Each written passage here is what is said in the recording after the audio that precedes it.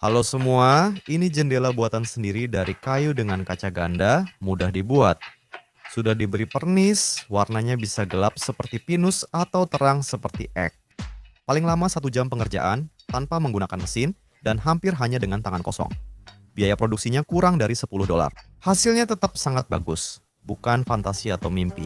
Kalian ada di proyek saya, di mana meski banyak tantangan, saya membangun rumah 2 lantai berteknologi tinggi seluas 50 meter persegi dengan biaya hanya $1.000 Amerika Serikat.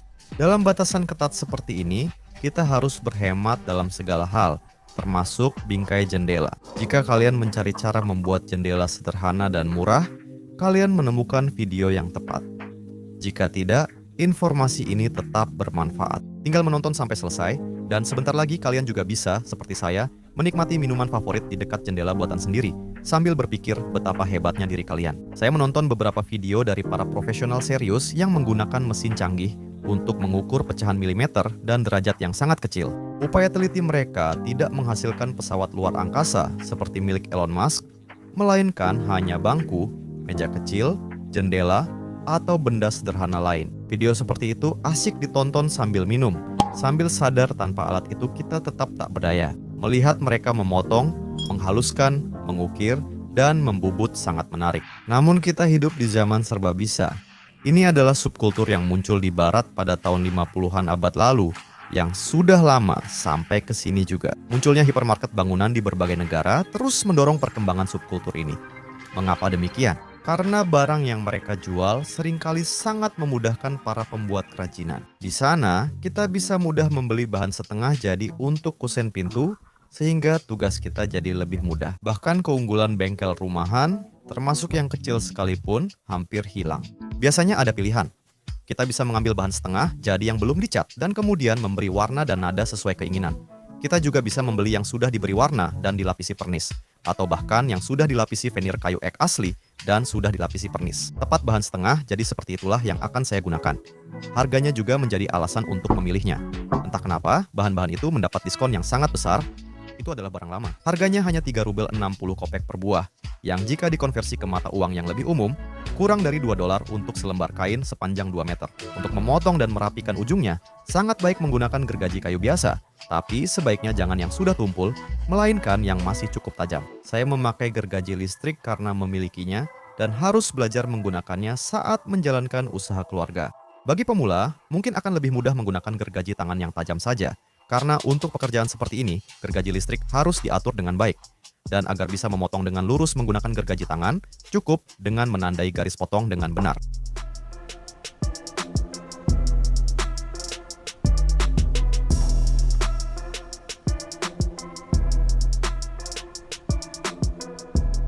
Agar tidak rumit karena tumpukan, saya meminta bantuan istri memegang bahan yang akan dipotong. Kemungkinan besar tidak akan ada serpihan. Kami tidak akan menggunakan sambungan meter yang membutuhkan potongan presisi 45 derajat, yang sulit dilakukan tanpa alat yang akurat atau keahlian yang mumpuni. Kita akan menyiasati bagian ini dengan cara berbeda, mengambil jalan lain seperti kata pemimpin proletariat dunia. Ukur bagian tertebal bahan, lalu tandai jaraknya di sini. Jarak bisa ditandai tanpa alat ukur, hanya dengan menempelkan. Saya sarankan pakai gergaji kayu yang bagus, tapi karena tidak punya, saya mulai potong veneer dekoratif dengan gergaji besi. Setelah itu, bahkan gergaji yang tidak terlalu tajam pun seharusnya tidak akan merusaknya.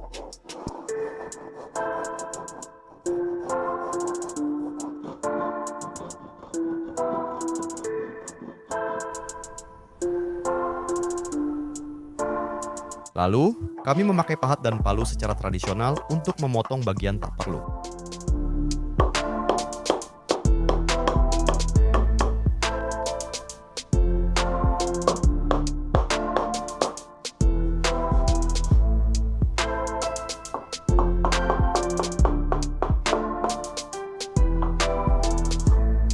Mantap. Hanya 2 dari 4 bahan bingkai yang perlu dipotong.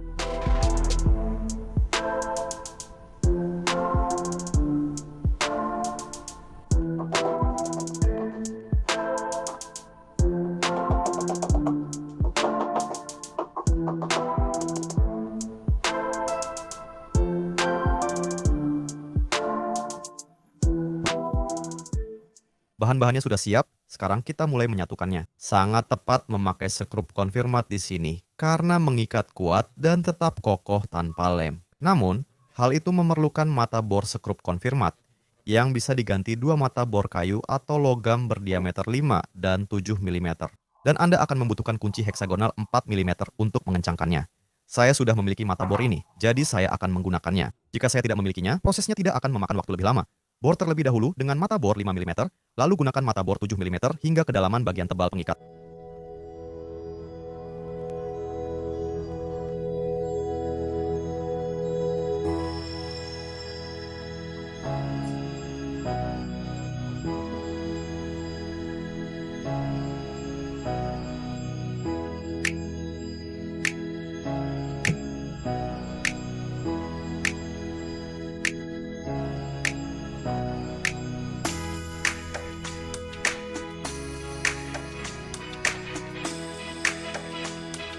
Tidak selalu berjalan mulus tanpa kesalahan.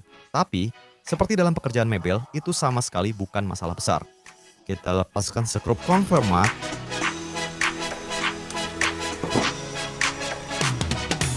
Kita teliti menempatkan bahan di bidang yang sama. Namun, cobaan hidup dalam bentuk selembar papan serat kayu yang sangat tua dan melengkung yang dilemparkan ke meja pengelasan mencoba menghalangi kami. Serpihan kayu dari alur yang dipahat membantu. Setelah disesuaikan, kita bor lubang kedua dan pasang skrup konfirmat.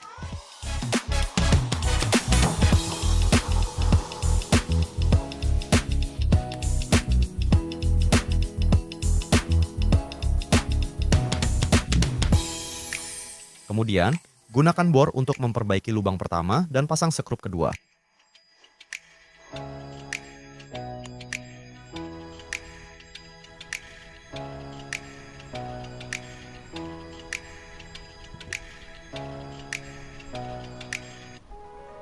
Semua berhasil, sekarang sudah bisa melihat lewat bingkai. Kemudian, saya bersihkan lemah di area kontak kaca. Berikut adalah prinsip-prinsip yang saya ikuti dalam pembangunan dengan anggaran super besar ini. Pertama, saya mengerjakan semuanya sendiri. Kami, penduduk wilayah pasca Soviet, tidak sematerialistis orang Amerika dan Eropa. Dan biasanya, kerja keras yang kita lakukan untuk kebaikan diri sendiri sama sekali tidak kita hitung. Kita seolah-olah memberikannya sebagai hadiah untuk diri sendiri. Jadi, biaya membuat jendela seperti itu. Bagaimana saya bisa menagih diri sendiri jika saldo saya nol? Saya bisa menuangkan minuman, tetapi itu bukan cara terbaik untuk membersihkan, dan istri saya mungkin tidak menyukainya. Saya tegaskan, ini hanya untuk diri sendiri atau orang terdekat. Prinsip kedua adalah mengembangkan kemampuan untuk membeli dengan harga murah. Seringkali kemampuan ini sudah cukup baik berkembang secara genetik pada banyak orang. Karena sejak dulu, seperti kata pepatah, hidup itu tidak selalu berlebihan. Awalnya, para bangsawan dan tuan tanah tidak memberi kesempatan hidup. Lalu Partai Komunis mengajarkan hidup sederhana, dan pada akhirnya para oligarki membagi-bagi semua kekayaan rakyat. Kita seperti orang tersesat, selalu cari diskon, keturunan buruh dan petani.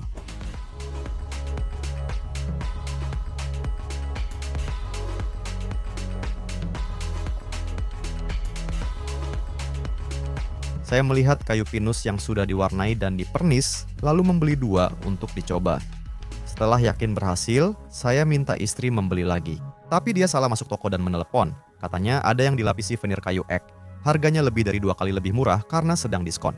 Pintu kayu ek memang sudah tidak tren, tapi saya tetap suka jendela bermotif kayu ek. Bahan-bahan bingkai kayu ini sangat membingungkan. Yang termahal tidak dicat, buatan Rusia. Yang termurah bermotif kayu ek, buatan Belarus. Saya masih butuh jendela. Jadi, yang dari kayu pinus akan saya sisihkan dulu.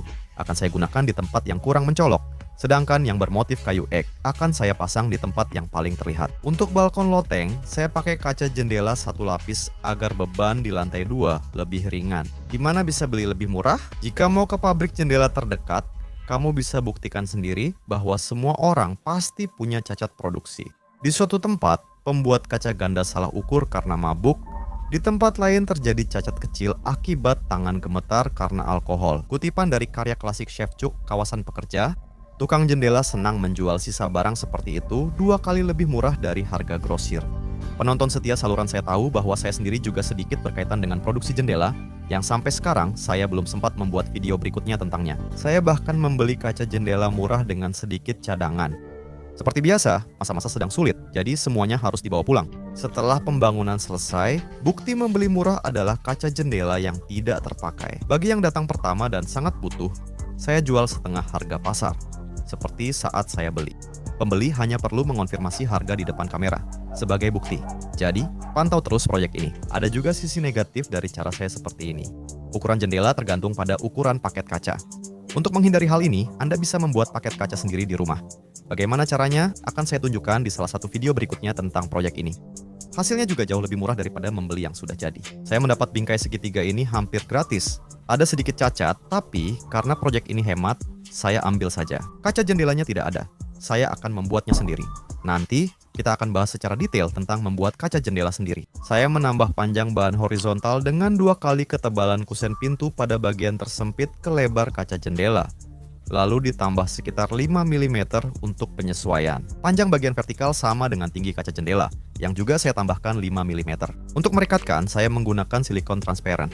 Silikon ini sangat kuat menempel. Saya membuktikan sendiri saat membongkar anak tangga logam usang di teras dan hampir tak bisa melepasnya. Setelah dipotong dulu, saya berhasil membongkarnya. List jendela di sini hanya sebagai dekorasi, tidak perlu menahan kaca seperti jendela klasik. Namun Anda tetap harus memotong list kaca pada sudut 45 derajat. Ini bisa dilakukan dengan stuslo murah buatan Tiongkok atau stuslo virtual seperti yang saya pakai. Listnya sempit, jadi meleset sedikit saja tidak terlihat. Sebelumnya, kita beri warna dulu pada listnya. Sudah saya beri warna dan lapisi. Sekarang kita hitung biayanya. Jendela tersebut berukuran 58 x 108 cm dan kami menggunakan unit kaca ganda berukuran 53 x 103 cm. Luasnya sedikit lebih dari setengah meter persegi. Nilainya adalah 0,55. Kalikan angka itu dengan harga satuan per meter persegi untuk kamar tunggal di sini, yaitu hingga $18. Kita bagi 2 karena kacanya tidak laku. Hasilnya di bawah 5. 2 lembar kosong untuk bingkai dengan sisa uang $1.3,60. Beberapa sen digunakan untuk list kaca, silikon, dan perekat. Jadi totalnya $10. Kita bisa dengan mudah memasukkan jendela cantik ini ke dalam anggaran. Sayangnya, kami tidak bisa sering memanfaatkan beragam pilihan di hipermarket bangunan modern. Kami hanya membeli barang-barang yang benar-benar sulit untuk digantikan. Jika tidak, anggaran pembangunan bisa habis dalam hitungan minggu atau hari.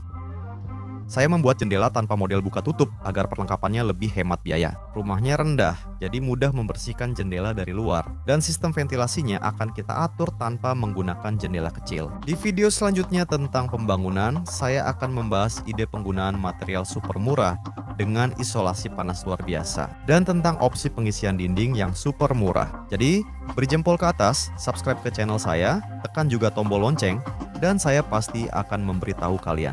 Terima kasih.